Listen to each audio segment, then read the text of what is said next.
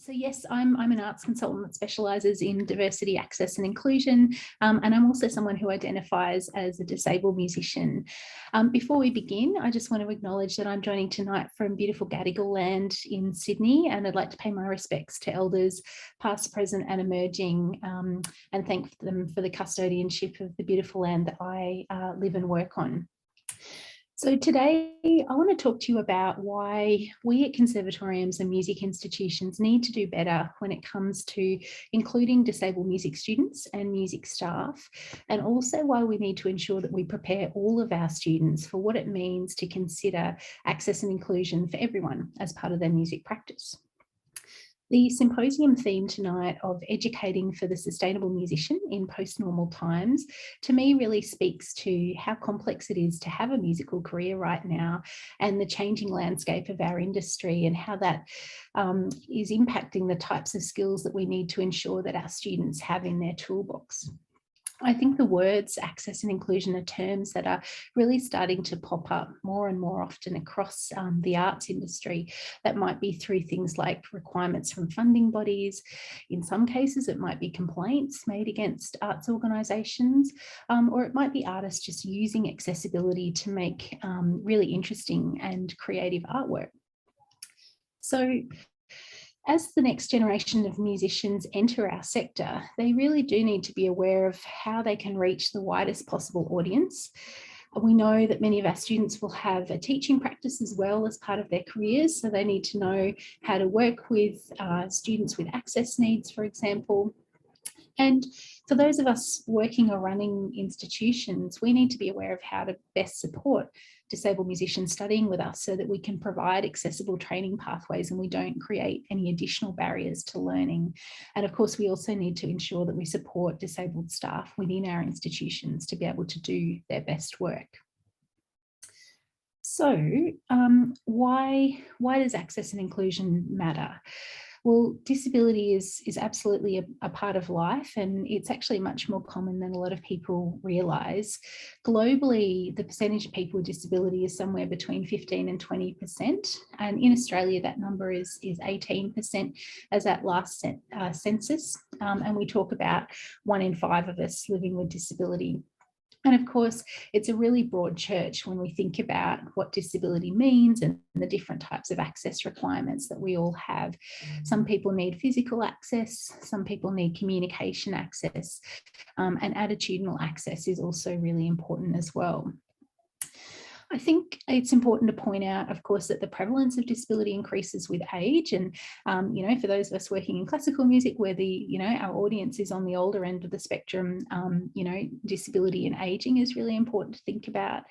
And the term disability does also include mental health, which of course we know is on the rise in young people, and particularly since the pandemic, and people's lives have really been turned upside down in the last 2 years. So, I think we need to be mindful of disability within our student population as well. And again, this is probably a higher statistic than we realise.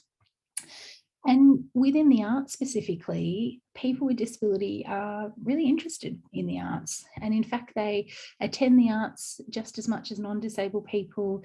They actually create more art themselves than non-disabled people. They're more likely to volunteer in the arts. And interestingly, they're also more likely to give money to the arts than non-disabled people. So they're a really important audience segment and participant segment within the music industry that we need to acknowledge and engage with. People with disability also have a huge spending power and money to buy concert tickets with. The global disability consumer market is worth around $13 trillion annually.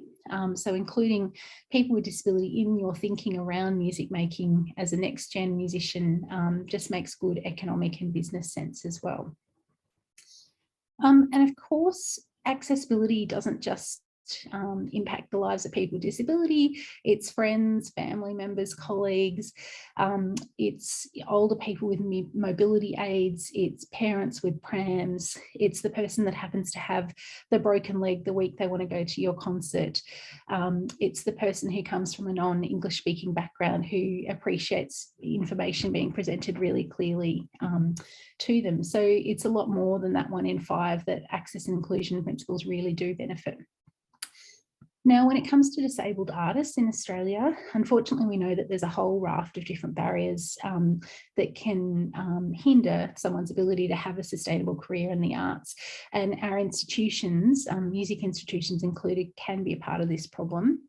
So disabled musicians generally earn around 42% less than their non-disabled counterparts. And only when we think about that 18% statistic on the previous slide, only 9% of our professional artists in Australia identify as disabled.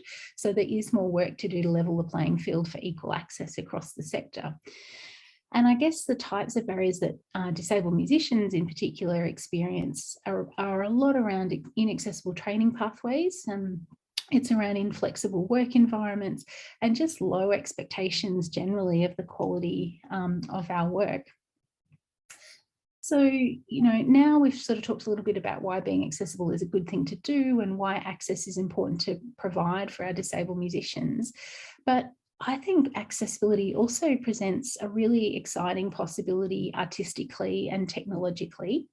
So I want to chat to you now about some of the key themes relating to music and disability that are cropping up internationally and how these things might start to shape what we see here in Australia. And there's 3 areas I'm going to touch on. And the first is around assistive music technology.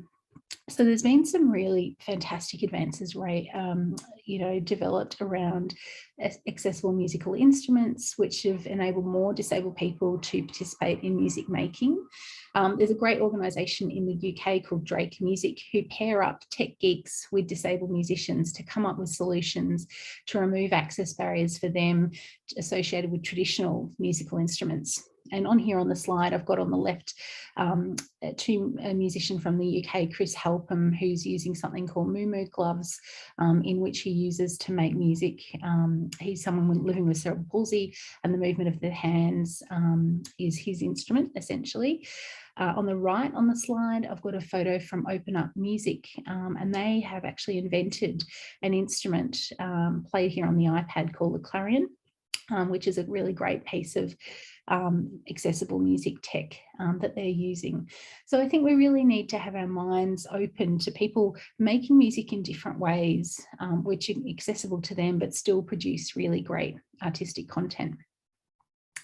The next theme to kind of raise in terms of trends is we are seeing increased representation of disabled musicians on our stages.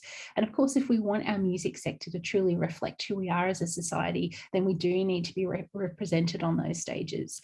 So we're seeing some fantastic disabled musicians making waves internationally and championing the cause for access in the music industry. We've got musicians like Evelyn Glennie, we've got the Para Orchestra who opened the 2012 London Olympic Games, and closer to home we've got groups like Altar Boy, a deaf trans rock pop group from Perth, all doing great work. And I think the more that we see our disabled musicians on our stages is going to lead us to things like better venue access. It's going to be giving younger people with disability role models to look up to. And of course, it's going to be producing really exciting artistic content. The third theme to let you know about is this idea of aesthetic or embedded access. So artists who use embedded access, and that's things like captioning, sign language or audio description. It's when they use it as a creative tool. So they're building it in from the beginning of their creative process.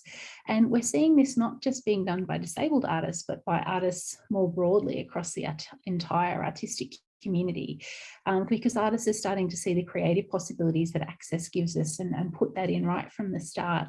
And on the slide here, I've got a photo from Opera Australia's a shadow interpreted performance. So you can see 2 sign language interpreters, one with a gold sash and one with a green sash, who are not to the side of the stage like we're used to seeing Auslan interpreters, but they're actually following their characters around and part of the show, which makes for a much better experience for a deaf audience member, and really kind of interesting creatively as well. So who is doing access and inclusion work well, and what organisations might we learn from? Again, thinking about music institutions, I just want to highlight the Royal Conservatoire of Scotland, who I know are part of this symposium as well, which is really exciting. They're a school for music and drama who a few years ago started their first British Sign Language theatre course. It was the first of its kind, and it's really led to a cultural shift for inclusion across their whole organisation.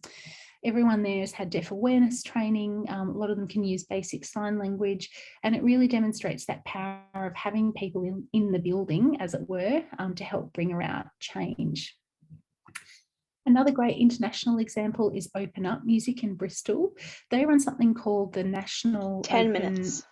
Youth Orchestra in the UK, which is open to everyone and includes here, as you can see, people who are playing assistive music tech or adaptive instruments as well. So I think that's a really exciting initiative to start to see assistive music tech in kind of standard orchestral kind of frameworks. In Australia, a couple of things to highlight. ACO just recently launched its first series of relaxed performances for 2022. Music Aviva, I know next year will be involved in a internship program for people with disability as arts workers, and organisations in the arts and disability space, such as Accessible Arts, have been doing a lot more work to try and push access and inclusion on the music agenda more so than they ever have before. So, you know, access and inclusion's very much been on the agenda for other art forms like dance and theatre for some time, but as music here in Australia, we're slowly starting to catch up. Now, what can you guys do to help keep this on the radar, get this on the agenda, get this in the hearts and minds of your students and staff at your institutions as we do build the next generation of musicians? So four suggestions to think about. Outreach, so thinking about how you're reaching potential new students who may have come through alternative training pathways. Could you collaborate or partner with organisations like your local arts and disability organisation to assist you in finding untapped talent? Disabled students, what access support can be offered to them to enable them to really excel in their courses? What general understanding do your staff have of disability access and how best to support disabled students in a learning environment in a music context? The third area of thought is around teaching and the curriculum itself. So look for opportunities to embed learnings around access and inclusion wherever it's possible. Might you embed it in a community music subject? Could someone come into your institution and study on an adaptive instrument? Earlier in the year, I came along to Diana's class, My Life as a Musician, to raise this topic with them and make sure it's on their radars as they go through their studies. So building it into your existing curriculum, I think, is really a smart thing to do. And finally, thinking about your disabled staff as well. So how are they being supported and able to do their best work and be role models? Are recruitment processes inclusive? Again, I think that power of having people in the building and in your faculty is the best way to bring about this change. So I'm going to leave you there with those ideas. Thank you so much for listening. Obviously, it's a topic I'm really passionate about as it stems from my own lived experience as someone who became disabled in my first year of study at the Conservatorium up in Brisbane. And I really want the future to be better for our next generation of musicians and, of course, for disabled audiences as well. I'm really happy to chat to anyone or any institution anytime about this area of work. So my contact details are there if you'd like them. And thanks again to Diana and the team for having me, and happy to take any questions that you might have. Brilliant, Morwenna. Thank you so much. That was a fantastic presentation. And every time I see you discuss it, there's always a different case study that I'm just always blown away about. So the fact that the Scottish Con has a Bachelor of Arts in Performance in British Sign Language and English is just extraordinary. So yes, please, can we have one of those? So that's fantastic. I'll just open it to the floor. Does anyone have any questions for Morwenna at all? Eden says, I enjoyed hearing more about this aspect of arts careers. Thank you for sharing. Thanks, Eden. Anyone else have any questions? No?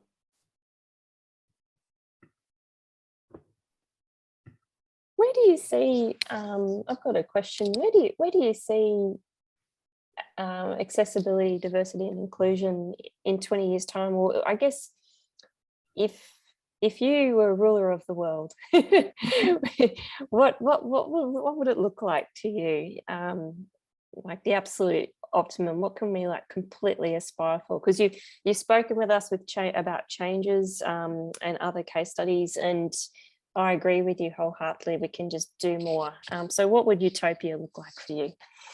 I think that it's just business as usual, that we're designing and developing everything that we do, whether it's our programs or our concerts, in an inclusive way with access services as part of that. We had some flack here in New South Wales recently with our change of premier, who ditched the sign language interpreters. So, in my utopia in 20 years, that sort of thing won't happen. It's just part of what we do, and it's something that's second nature and just is natural and doesn't need that extra thinking. Ultimately, we don't want to have things like disability action plans and all of these kind of roadmaps to how we get there. We want to be there, as you say, and we just want it to be something that we do and our BAU. Yep, brilliant. Thank you. And Neta's got a question. Thank you so much for sharing. What are some pitfalls that you were born against? Ooh, maybe to flip that question, I think the lowest hanging fruit around the access area for a lot of musicians is digital access. So thinking about the accessibility of your website, thinking about how you use your social media posts. So for example, some of you might have noticed something called image descriptions popping up on more social media posts now, where if you're using an image, you provide a description to explain to someone who is blind or low vision what's in that image, so they're not missing out on content that way. So that's a free and easy thing that everyone can do today. So I think digital accessibility is a real kind of area that we can all jump on fairly immediately. There's a lot of great information online about what you can do, but yeah, image description is my sort of top takeaway tip, and ask questions, I think, as well. So when you're choosing a venue for your next performance, do you know if it's a wheelchair accessible venue? And if it is, let people know. Have that as part of your social media posts or your website, whatever it might be, so that people with disability don't have to do that extra labor around, making a phone call or sending an email to find out, will I be able to get in? Just information is power and really useful. Awesome. We've got Sue Ferris. What's a relaxed performance? Oh, great question. And, sorry, in our 15 minutes, we didn't get to sort of talk about all the nuts and bolts and details, but relaxed performance is something that's been around for probably a decade or so internationally. And in Australia for the last couple of years, we're starting to see more music organisations do it, primarily for people with sensory sensitivity who might be neurodiverse, for example. And it's essentially a really relaxed approach to noise and movement in a performance, which for classical music can feel, a little bit different from what we usually do. So good on ACO for tackling this. There's a great organisation called the Battersea Arts Centre in London, who came out just before COVID last year as the world's first fully relaxed venue. So every performance they do there is relaxed. And I guess what that looks like in practice is it's often things like house lights up, adjusted noise level. You might have a narrator. You might get some show notes in advance to tell you what's going to happen. You might have comfy seating. You might have a chill out space outside the auditorium where you can go to get away from the performance for a minute if you need to. So yeah, so I'm really interested to see what ACO's relaxed performances look like next year. I've been working with them on that, and I think we know that neurodiversity is something that a lot of people are talking more about, and I think there'll be a real interest in people wanting to go to something that's relaxed rather than having to sit down, shut up and be quiet and, follow the etiquette. I'll be there. That's brilliant. Thank you so much, Morwenna. Well, fabulous presentation, and thank you so much for such an engaging presentation as well. I think there's a lot of takeaways for us. Jason's just written, this is such important work. Thank you so much.